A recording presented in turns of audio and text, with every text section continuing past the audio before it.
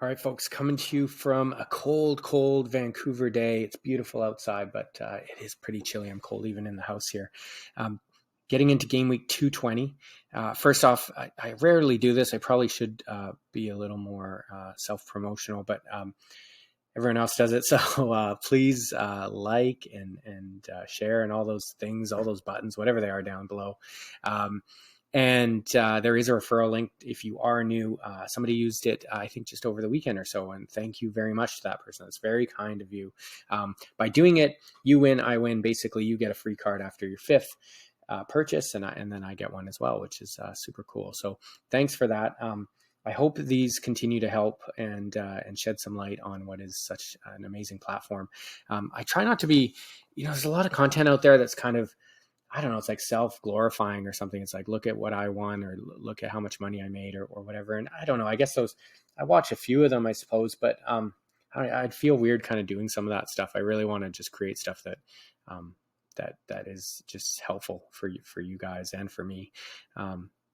So anyways, that's the aim of this. And hopefully this continues to help. So I'm getting better and better at some of my recommendations, which is helpful. We'll see that in a second. But first, let's get to, we always look at kind of last weekend. Now, it's not that relevant to this coming weekend because we're now out of the international break. So certainly the scores won't translate. But there's something I want to show you here. Look at this, a 0-pointer for the second time ever. Well, I don't know about ever, but since I've been doing these since the spring, we have basically people won cards that put in a lineup and scored 0 points. So I believe it was around 30. There were around 30 or so winners that had scored points, and then there's like 10 or 12 winners that basically what So Rare does, it kind of just picks randomly amongst all the entrants that had 0 points. So quite literally, you can win a card with 0 points. It doesn't happen often, but it can occur. And it is a good reminder to us that even if you don't have a full lineup, sometimes I do this. I put in my best lineups in a few spots, and then the rest I kind of put into training. It doesn't hurt to actually put them into these game week tournaments, especially when there's not a lot of teams playing, because you just never know. I mean, look at this. To win a tier 2 card, which is a pretty nice card, you only need 114 points. I mean, that could have been one card, like including its bonuses and stuff, maybe 2 cards. If you had been gutsy enough to go into America's Pro, you only needed 48 points to win a tier 2 card. So again, these things happen. They're glitches in the matrix, if you will, and certainly keep your eyes out for them. Down in limited, it wasn't quite as dramatic, but still some really easy attainable points that you could have gotten in the U23. I think I won a U23 in this one, and America's as well. So there you have it. We're not going to look at the points for the midweek because we're right in the midst of it. Most of the international games are done. In fact, I think they all are for this midweek, right, as I'm recording this. But there are some America's division matches going on later tonight.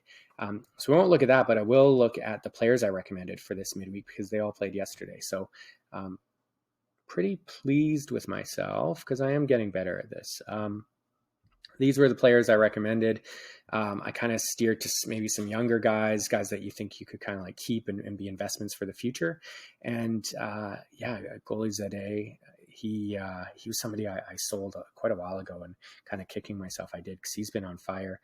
Matthew Ryan's the keeper for Australia. He's a backup domestically, so you're kind of hanging on to him for a while, but again, does really well for Australia. You'll take that. It's not the greatest points, but decent enough.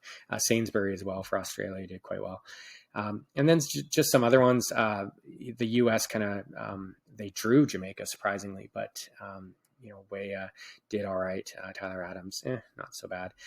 Salemakers and Theate for Belgium. I thought they'd maybe start because Belgium had already clinched World Cup bid, so they'd put a lot of young guys in. Instead, I think they both came off the bench. So not terrible scores, but and again, these are young guys. They're people that you'll probably be happy to invest in for the long term anyways. But I think overall the scores are not too bad and some really nice ones there. Let's look ahead to this week and who I'm recommending. So let me move over. There we are. Okay, so when we look at the actual payouts for, and again, I'm doing this on Wednesday, so many more people will enter. So don't really take this and the percentage as fixed by any stretch, but it just more gives you a sense comparable in terms of comparison.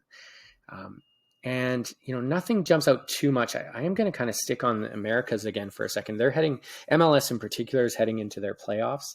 And so you kind of have, some of the best teams available with some of the best players. They're still there. We'll be playing this weekend, although some of the top clubs have buys this weekend. So there's actually very few games.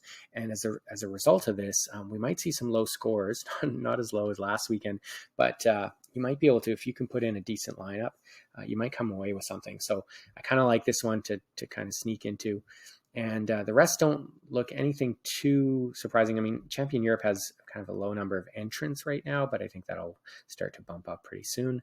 The special weekly, I feel like the guys at Sorare are maybe like mailing it in a little bit with this. They're not getting very creative. Love you guys, but it's just like your last 5 under 40 points for your rare, super rares, and uniques. We see that one quite a bit, and they're not paying out a lot either. So they're a bit of a throwaway. I don't know. You can go in it if you really want, but I'm not loving that one. I should add, just for those that have maybe joined on of late, why do I show like a tier 3 and a tier 2, what the price or what the win percentages are, and then what the points end up being? I do this because what I've come to learn is that to win a tier 3 card, you actually need a lineup that the tier 3 card doesn't help, if that makes sense. So you end up kind of like winning a card that doesn't even really like matter to you. Sure, you could flip it, or you could like put it into a different division that you're trying to build up or something. So it's not like completely useless, but really it's the tier 2 cards and above where things start to really happen for you and kind of get exciting and have cards that you more likely could play in game weeks. So I feel like we should all be attaining to get those tier 2 cards and above. And that's why I've sort of split it out here. Finally, down in limited here. So nothing too surprising here. Again, Americas maybe has a slight boost, and with the fewer games, I kind of like that. I'm going to see if I can get a lineup in there. But otherwise, pretty steady all across the board. So with that in mind, the players I'm recommending this weekend are MLS players. So, I like to kind of zig when people zag. And obviously with MLS winding down, people will be looking to sell their cards. And I would say just obviously over the next couple months, those cards will get cheaper and cheaper. And you should always kind of keep an eye, and especially if you have a bit of a bankroll to kind of invest and sit and wait for a bit, keep an eye on those MLS cards that you can play. Having said that, to wait to get the sort of bottom barrel price, you might miss out on some actually really good performances. Again, we're heading into playoffs. This is when the best players are going to play 90 minutes. They're going to be giving their all. I think we should see some nice scores over the next coming weeks. So I kind of like maybe sneaking in and trying to find some players that are already dropping in value, but could give you some really nice scores over the next few weeks here. And then you can kind of sit on them and hold them for a few months, or flip them if their price kind of flatlines or something. So the way I approached it was, these are some of the parameters I did, but I actually went and just looked at the odds makers. I thought, well, we need players from teams that are going to likely advance and do well in the playoffs. And so New England is top, Colorado's 450, Seattle 600, and Philly at 750. So I basically focused all of my buys on those 4 teams. I didn't find a really well-priced Seattle player, but the other 3 I got here. So let's dive in. Where are we? So Dwan Jones, like super steady. What we see here is, I love there's some really big numbers here, but been playing quite well of late. And, here's an example where his best offer is lower than his 1 month average. So what this tells me, and also his 2 week as well. So what we're seeing is that the price is already starting to come down with him. This one, maybe not so much, but I think that there's room to negotiate here with some of the sellers. But certainly at the rare price, you're already seeing, maybe upwards of around a 10% drop. So given how well he's playing, given how steady he is, and he's on the number 1 seed, if you will.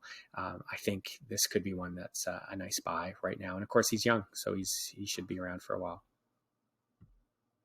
Jack Elliott's another one, kind of young star. What I like about Jack is that big numbers when he's really on. Obviously, some low ones, some disappointing scores here and there, but like capable of hitting 190s, 80s, 70s, and so on. So, Philadelphia, are in the East, so they could potentially face New England.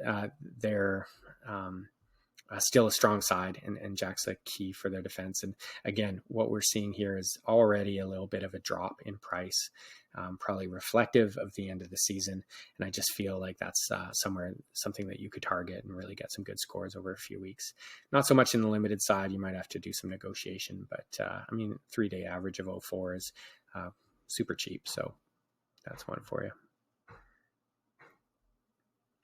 Who's next? Oh, I always forget. I was saying Kasper Przybylko, something like that. So we always need forwards. He's certainly a bit pricey. His best offer right now is a bit high. This one's a bit tricky for me because it doesn't really show necessarily that there's a huge dip, but maybe a slight one. And particularly in the limited, if we kind of ignore this best offer right now and maybe try and make some offers that are in the 0.5 or 0.7, something like that range, given that the 1 month was at 11, you might be able to get a bit of a steal here. And like I said, it's always tough finding value and well-priced forwards, but he seems to be very much a hit or miss kind of guy. He can get you some big numbers or not so much. So could be a nice one. And then Tommy Mcnamara, so 30-year-old. So some of the guys I've showed previous, a bit younger, or sort of kind of entering their prime, if you will. This is a veteran, and what I like is just if you're really just trying to get like a cheap player to maybe get into one of these Americas because you feel that there won't be a lot of teams playing, and you might be able to win with a score of 240 or 280 or something like that. This could be a cheap option. I mean, at the rare level, that's dirt cheap, and it's lower than what we've seen over the last little while for him. If we look at his scores, not quite as dramatic as some of the other ones I mentioned, but still totally respectable. Again, plays for New England anyway, so he'll be on bye this weekend, but heading into next weekend, certainly will be the favorite throughout their playoff run. So I like this one as a real cheap option. And then Jack Price is not a cheap option. He's one of the more valuable players in the league. 28 years old, just out and out. One of the stars. Look at these numbers up here. You'd imagine that he's going to bring his best. He's in the Western Conference, so for Colorado, and just fantastic scores you can trust. But what I like here is, look how much of a drop we're already seeing in this. So, he was close to around 0.2, and now he's already down to 0.163 as an offer. Perhaps you can offer 0.15 or something and get that, or even a trade. We're seeing a bit of that as well here in the limited side. So you get a really, really top-notch player for a couple weeks at, what is that, maybe a 20% discount or so. And then, of course, just somebody great to hold on to for next season as well. So there you have it. We'll see how that goes. Best of luck this weekend. We'll talk soon. Bye-bye.